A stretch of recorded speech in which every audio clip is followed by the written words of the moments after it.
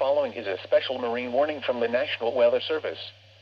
The National Weather Service in Chicago has issued a special marine warning for nearshore waters from Winthrop Harbor to Northerly Island until 9 p.m. And now another special marine warning is issued. A strong thunderstorm was located near Monroe Harbor, moving north at 20 knots. Hazard, wind gusts to 40 knots. Another special marine warning, and now this time we're looking ahead. It's heading for Winthrop, small craft could be damaged and briefly higher winds and suddenly higher waves. Island. Locations impacted include Harrison Beaver, Crib, Wilmette Harbor, Montrose Harbor, And this is Monroe alert Harbor, here. Belmont Harbor, Burnham Let Harbor, me zoom in again. Diversey Harbor, and Deuceable Harbor.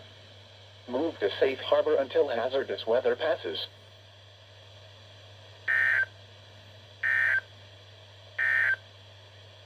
The following is a special weather statement